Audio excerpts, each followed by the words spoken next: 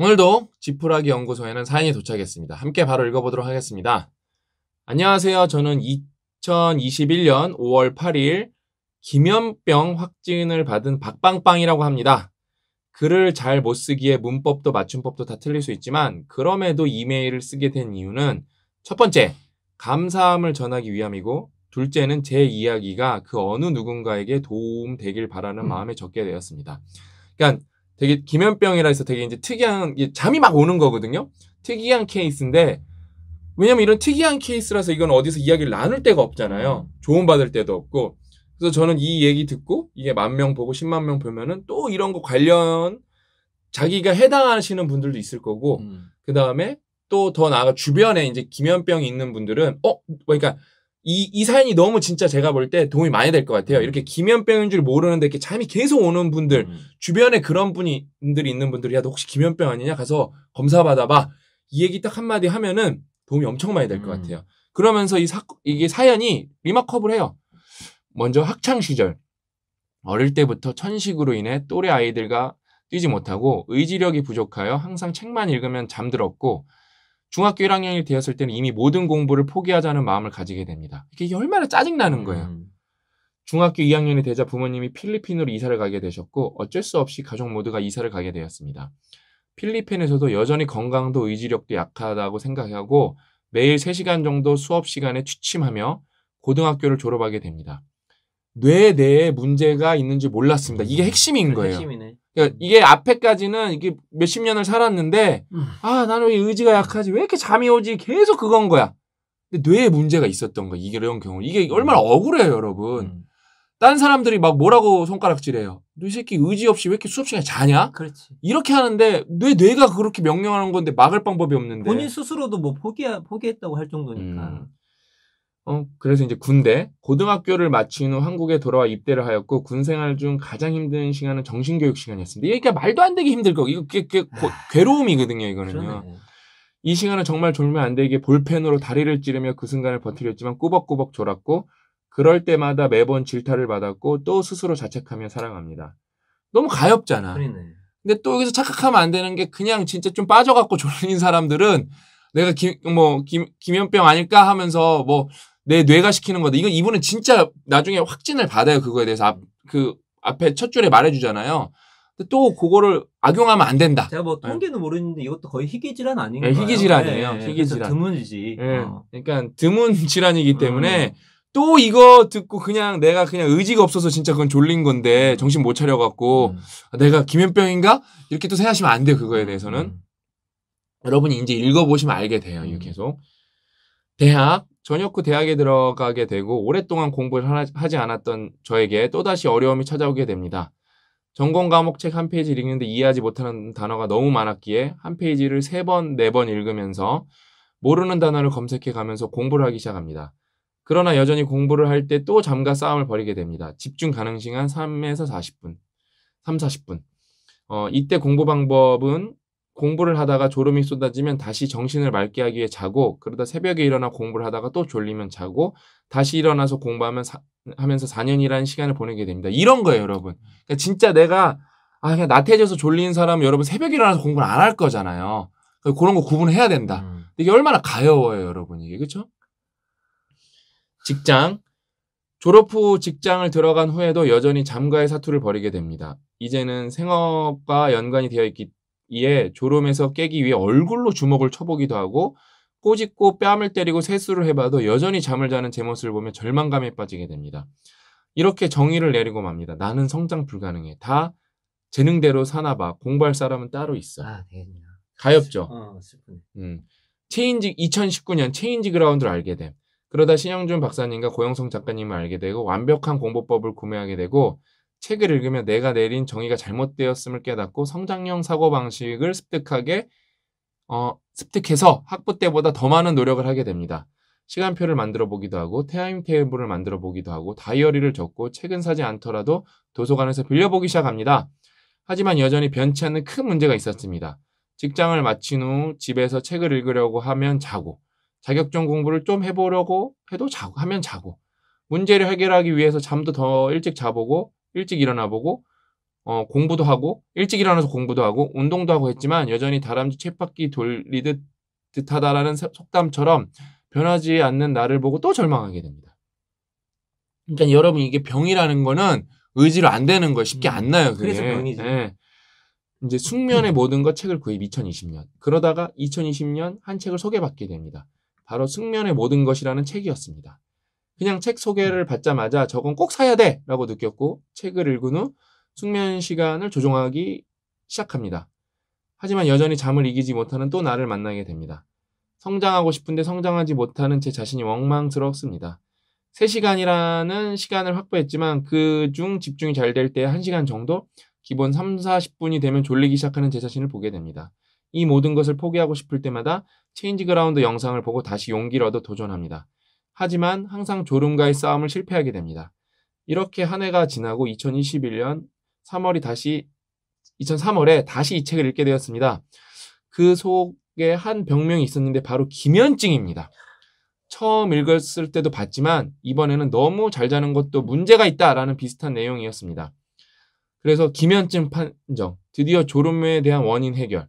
결국 2021년 5월 7일 검사 예약을 하여 검사를 받았고 희귀질환이 기면병 판정을 받게 되었습니다.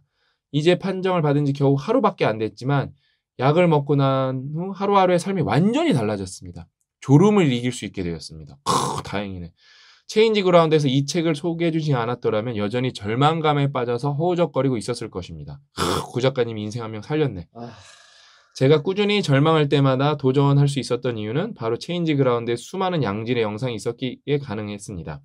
변화가 불가능하다고 생각할 때마다 체인지 그라운드 영상을 시청하게 되면 다시 알 수 없는 자신감이 조금 생겨 지속적으로 도전할 수 있었습니다.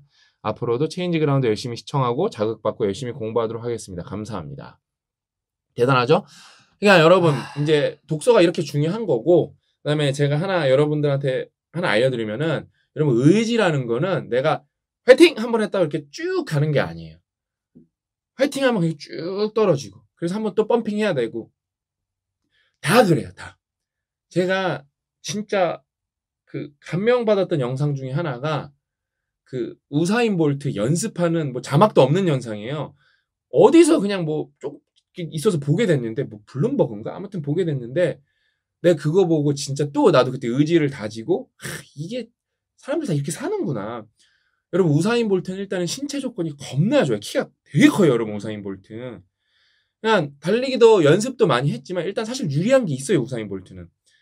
그러면은 저는 그렇게 해서 얘는 좀 타고났나 보거나 또 그렇게 생각을 하게 되거든요. 이미 그 영상은 이미 우사인 볼트가 세계적으로 유명해졌고 부도 다 얻은 다음의 영상인데 여전히 운동을 하면서 토를 해요. 너무 힘들어갖고. 이게 진짜 월드 클래스구나. 그냥 우사인 볼트도 그렇게 연습하고 또 저도 그거 보면서 펌핑을 다시 합니다. 그게 여러분 뭐랄까 좀 어느 정도 성취를 이뤄낸 사람들은 다 그런 건 아니겠지만 보편적으로 좀 그런 게 있지 않나. 그래서 여러분들 계속 의지가 이렇게 떨어질 때 뭐 동기부여 영상도 보고 뭐도 보고 달리기도 하면서 이렇게 여러분을 되게 부스트업을 시켜야 돼요.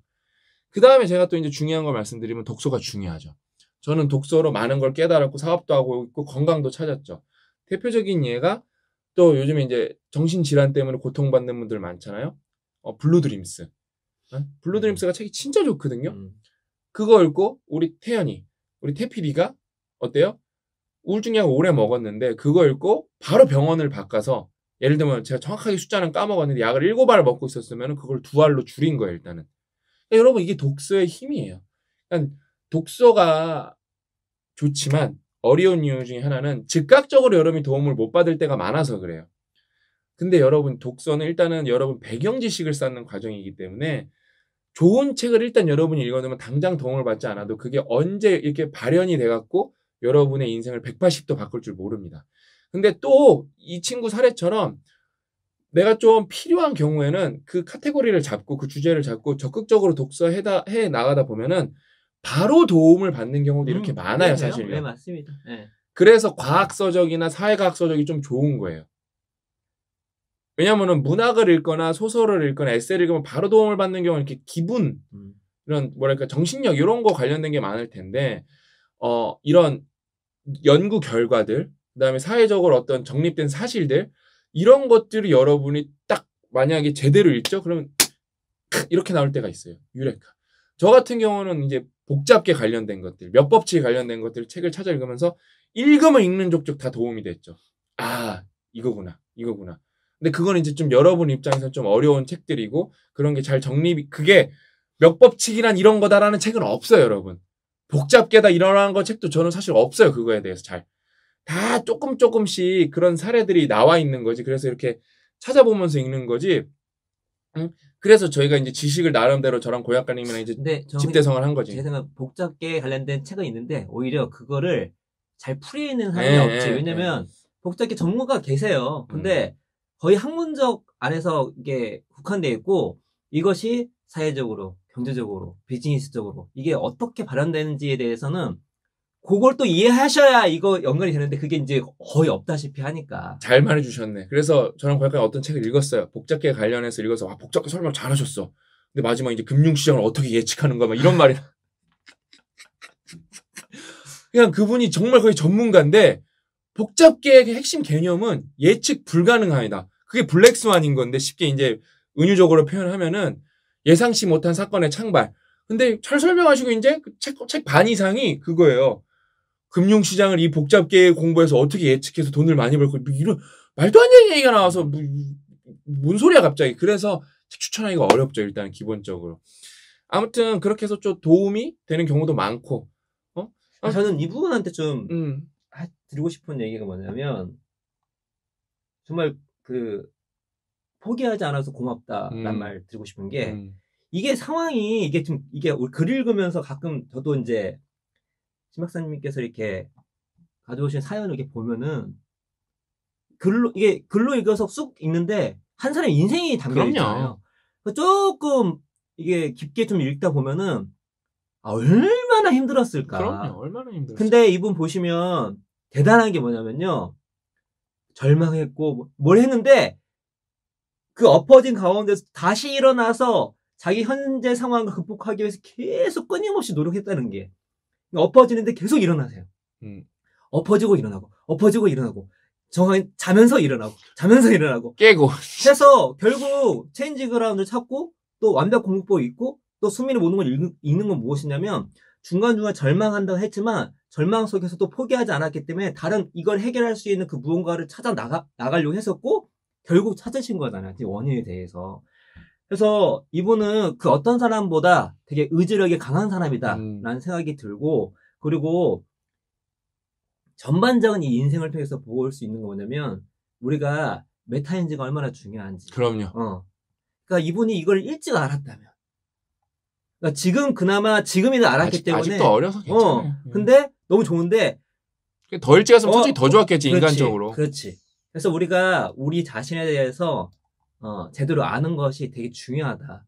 그럴 경우에 더 같은 노력을 한다 할지라도 더 올바른 전략을 할 수 있어서 아마 이분은 그에 대해서 정확하게 알고 계셨기 때문에 높은 메타인지로 앞으로 인생도 멋지게 지금 보면은 많이 졸음도 이기신다고 나왔잖아요. 이긴 정도가 아니라 이제 약을 먹었기 때문에 졸음을 이길 수 있게 되었다. 그러니까 이게 어떤 정도인지 모르겠지만 예전하고는 다른 거죠. 이제 약이 있다는 거는 효과가 있다는 거니까. 그럼요. 삶이 완전히 달라졌다고 표현하잖아요. 어떤 건 약조차 없는 질병도 있잖아요. 네, 여러분 여기서 제가 사건을 한번 재구성해드릴게요. 그러니까 이런 거가 돌이켜 보면 좋아요.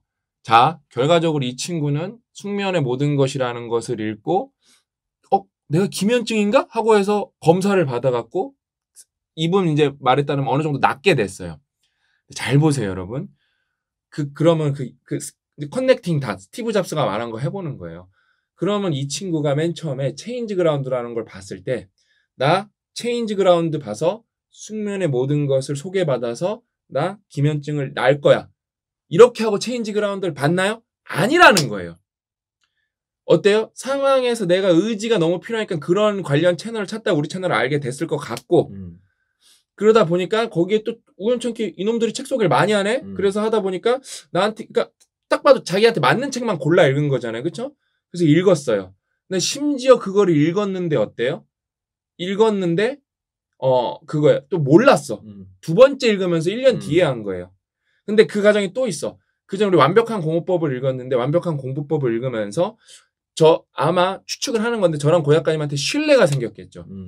왜냐면은 누군가 이렇게 추천한다는 걸 읽으려면 얘네들한테 그렇지. 신뢰가 있어야 되는데 그렇지. 그냥 체인지 그라운드 만나고 완벽한 공업법 읽고 신뢰가 쌓이고 숙면의 모든 것 읽고 숙면의 모든 것 다시 읽고 그 그다음에 이제 기면증 이거 판명 받아서 약 먹고 난 거니까 몇 단계가 있어야 돼요. 몇 단계가. 인생이라는 게 이런 거예요. 그래서 부지런히 살아야 되고 좋은 정보 많이 얻으려고 노력해야 되고 좋은 사람과 어울려야 되는 이유가 내 의지대로 인생이 흘러가지 않는 경우가 더 많은데 그러려면은 뭔가 흐름에 흘러가는 건데 그 흐름이 좋은 흐름이어야 된다는 거예요. 굳이 우리 채널 아니어도 되고 여러분이 느꼈을 때 여기는 좋은 흐름이 있고 공부하는 분위기가 있고 노력하는 분위기가 있고 사람들이 반성하는 분위기가 있고 실천하는 어떤 바이브가 있다. 그런 곳에 속해 있어야 된다는 거예요. 아무튼 그러니까 이 정도 사연이 얼마나 힘든 사연이냐면은 원래 이 정도 사연이면은 끝에서 세 번째 줄에 제가 울었어야 돼요. 진짜로. 근데 약간 올라왔었어. 사실 약간 올라왔었는데 제가 이제 너무 많이 울어갖고 좀 내공이 쌓였어요. 그러니까 항체가 생겼어요. 그거에 대해서 울음에 대한 거가. 근데 진짜 그 정도로 이거는 그냥 간단한 사연 같지만 엄청나게 힘든 사연이에요. 진짜. 그러니까. 엄청나게 힘든 사연이라서 너무 대단하고 축하한다고. 내가 운전 스트레스 중에 최고가 운전을 졸음 나오는 거거든요. 그것만도 전 인생에 되게 스트레스야. 근데 이분은 그게 인생 자체가 전 인생 영역에서 그게 영향을 미쳤다는 거잖아. 나는 대견한 게 그러면서 군대를 왜냐면 이거 희귀병이 있었는데 군대 안 가도 됐었어야 돼 원래. 그렇지. 어떻게 군대를 전역했다는 게 뭐가 돼도 될 친구야 내가 볼 때. 왜냐면 군대 이거 정신교육 받아보신 분들 알잖아요. 겁나 그러니까 진짜 살면서 이렇게 진짜 개지루한 게 있나 제가 싶을 정도거든요. 이번 인생 이제 해피엔딩 계속 갔으면 좋겠네요. 그거를 이겨낸 게 나는 진짜 대단한 것 같아요. 아무튼 너무 대단하고 잘 됐으면 좋겠다라고 응원 드리면서 축하하고 앞으로도 다른 책도 많이 읽어서 또 이런 어떤 혜택을 많이 봤으면 좋겠다라고 응원하면서 오늘 이야기는 여기서 마치겠습니다. 저랑 고 작가님은 다음 시간에 더 알찬 내용으로 돌아오도록 하겠습니다. 또 만나요.